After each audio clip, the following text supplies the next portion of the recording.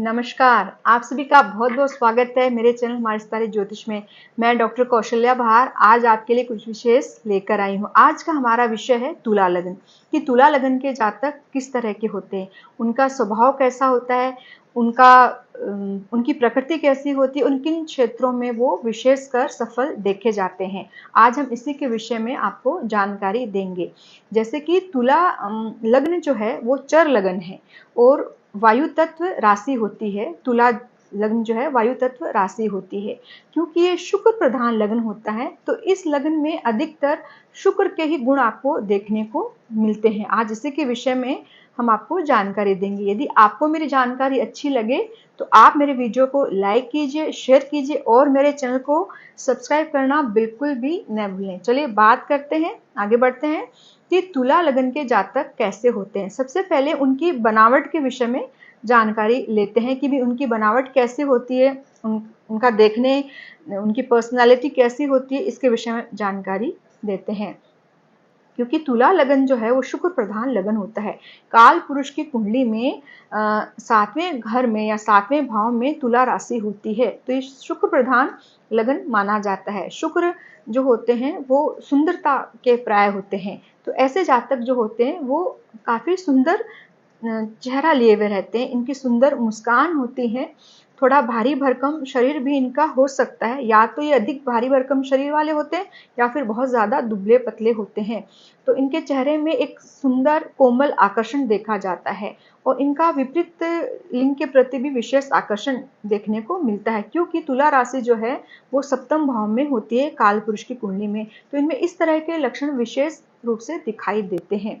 और ऐसे जातक विशेषकर वैभव को पसंद करते हैं, अपने ऊपर काफी खर्च करते हैं, अच्छे कपड़े पहनने में, अच्छी विलासितापूर्ण जीवन जीना इन्हें पसंद होता है। और कुल मिलाकर ऐसे जातक विशेष सुंदर चेहरा लिए हुए रहते हैं। इनका व्यक्तित्व बहुत ही वैभवशाली व्यक्तित्व रहता है। अब बात करेंगे कि इनका स्वभाव किस तरह से होता है। क्योंकि तुला का अर्थ होता है तराजू, तो तराजू जो रहता है वो बैलेंस बहुत कम समय के लिए होता है, बहुत कम समय के लिए वो बैलेंस में आता है, अथवा उनका जो दायां और बायां जो पलड़ा रहता है वो हिलता है। इसी तरह से तुला लगन के जातक भी होते हैं। इनका मन थोड़ा अंदर से बेचैन रहता है, शांत नहीं रहता है और बहुत कम समय के लिए या कहें तो काफी कम परिस्थितियों में अपने आप को बैलेंस कर पाते हैं, अपने मन को स्पेशली अपने मन को बैलेंस कम कर पाते हैं। क्योंकि तराजू जो होता है वो न्याय प्रिय, न्याय का प्रतीक भी होता है। तो ऐसे जातक जो होते हैं वो काफी न्याय प्रिय भी होते हैं और काफी तौल कर ही बात व्यवहार जो उनका रहता है वो भी काफी तौल कर करते हैं। मतलब किसी भी व्यक्ति से जब वो बात करेंगे तो अपने शब्दों को तोलेंगे कि हम क्या बात करने वाले हैं। और रही बात मित्र की, कैसे मित्र होते हैं, तो ये किसी भी व्यक्ति को पहले नापेंगे। नापने का अर्थ है कि वो उनको तोलेंगे व्यवहार में कि व्यक्ति कैसा है, उसके अच्छे से गहराई से स्टडी करेंगे, उसके बाद में उसको अपना मित्र बनाते हैं। तो इनका स्वभाव जो होता है वो न्यायप्रिय होते हैं और काफी नाप तोल कर अपने संबंध भी बनाते हैं और काफी धीर गंभीर तरह के भी होते हैं। काफी गंभीरता इनमें होती है क्योंकि इनकी बुद्धि भाव का स्वामी शनि होता है, तो थोड़े गंभीर किस्म के भी होते हैं, थोड़े स्थूलकाय भी होते हैं, कभी कभी पतले भी देखे जाते हैं और काफी सुंदर आकर्षक इनका चेहरा रहता है और सुंदर मुस्कान लिए हुए होते हैं। एक आकर्षक व्यक्तित्व इनके पास में रहता है, बरबस व्यक्ति इनके तरफ आकर्षित हो जाए ऐसी इनकी पर्सनैलिटी होती है। तो इस तरह से इनका व्यवहार और इनकी बनावट होती है। अब बात करेंगे कि इनकी वाणी किस तरह की होती है। वाणी का जो स्वामी होता है इनके वो मंगल होता है, तो कभी कभी ये कठोर वाणी वाले भी देखे जाते हैं। वाणी में कभी कभी अपना संयम भी खो देते हैं और इनके धन का जो स्तर रहता है वो थोड़ा पुरुषार्थ करने के पश्चात ही ये धन संग्रह कर पाते हैं। अब बात करेंगे कि इनकी शिक्षा, संतान और सफलता इनको किन किन क्षेत्रों में मिलती है। क्योंकि इनके पंचम भाव के जो स्वामी होते हैं वो शनि होते हैं। शनि प्रधान इनकी संतान होती है। संतान काफी परिश्रमी होती है, मेहनती होती है और इनकी जो शिक्षा होती है वो, क्योंकि यहाँ पर शनि जो होते हैं वो चतुर्थ भाव के स्वामी भी होते हैं और पंचम के भी होते हैं, तो इनकी जो शिक्षा होती है वो थोड़ी लंबे समय तक चलने वाली भी होती है और कभी-कभी बाधित भी देखी जाती है। लेकिन यदि शनि बहुत अच्छी अवस्था में बैठे हैं कहीं पर भी, इनकी कुंडली में बहुत अच्छे मजबूत होकर के बैठे हैं, तो इनकी शिक्षा का जो स्तर होता है वो बहुत अच्छा होता है। आपको एक उदाहरण दे रही हूँ कि यदि तुला लगन में शनि उच्च के होकर बैठे हैं या बहुत अच्छी अवस्था में होकर के बैठे हैं और इनके पराक्रमेश गुरु भी, पराक्रमेश भाव के स्वामी गुरु भी होते हैं, ज्ञान के कारक भी गुरु होते हैं, यदि वो भी बहुत अच्छी अवस्था में बैठे हैं, दशमेश चंद्रमा भी बहुत अच्छी अवस्था में होकर के बैठा है, तो ऐसे जातकों की जो शिक्षा है या इनके ज्ञान का जो स्तर है या सफलता का जो क्षेत्र है वो न्याय से जुड़ जाता है। मतलब ऐसे व्यक्ति न्यायाधीश के पद तक भी जाते हैं, वहां पर भी सफल देखे जाते हैं। ये निर्भर करता है कि शनि की स्थिति इस कुंडली में, इस लग्न में किस तरह की है। पूरा का पूरा जो इनका शिक्षा का स्तर है वो शनि पर भी पूरी तरह से निर्भर करता है। तो यहाँ पर इनकी संतान शनि प्रधान होती है, मेहनती कर्मठ होते हैं और शिक्षा का स्तर जो है वो गंभीरता पूर्वक चलें अपने जीवन में तो बहुत अच्छी शिक्षा को ये ग्रहण कर सकते हैं। ज़्यादातर ऐसे जातक जो होते हैं वो बहुत अच्छे इंजीनियर देखे जाते हैं और क्योंकि शुक्र प्रधान लग्न है तो यहाँ पर यदि शुक्र बहुत बली अवस्था में है तो ऐसे जातक सिनेमा में, फोटोग्राफी में या फिर शुक्र प्रधान जो क्षेत्र होते हैं उनमें भी बहुत अच्छे सफल देखे जाते हैं। मतलब तुला लगन के जातक बहुत अच्छे न्यायाधीश हो सकते हैं, न्यायिक क्षेत्र में भी सफल देखे जाते हैं, बहुत अच्छे इंजीनियर भी होते हैं क्योंकि शनि भी इंजीनियरिंग लाइन में हमें सफल करवाता है। बहुत अच्छे इंजीनियर भी होते हैं, बहुत अच्छे कला से संबंधित भी होते हैं क्योंकि शुक्र जो है कला प्रधान ग्रह होता है, कला का ज्ञान देने वाला ग्रह होता है। सिनेमा में, कला क्षेत्र में ये भी सफल व्यक्ति होते हैं।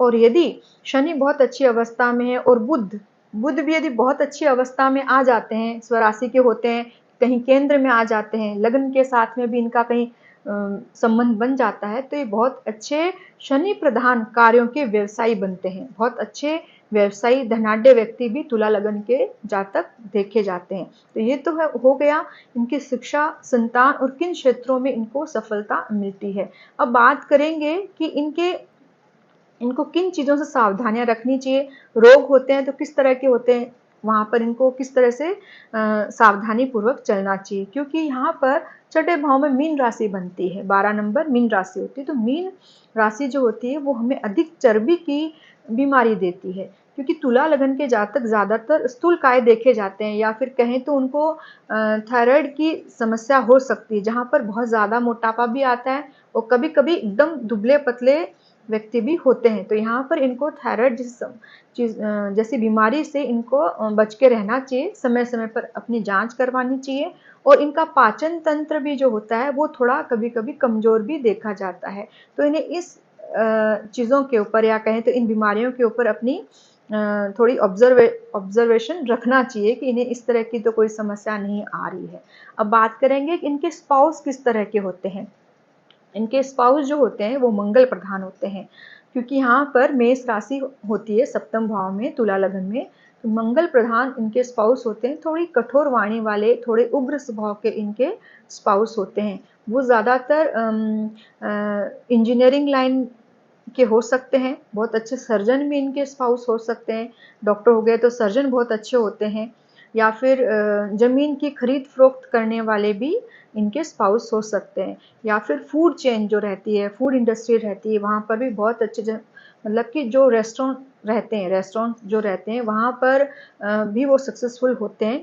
ये निर्भर करता है कि यहाँ पर उनका स्पाउस स्त्री है या पुरुष है, उसके हिसाब से उनका व्यवसाय हो सकता है। वैसे आजकल स्त्रियां हर तरह का व्यवसाय करती है, हर क्षेत्र में सफल देखी जाती हैं।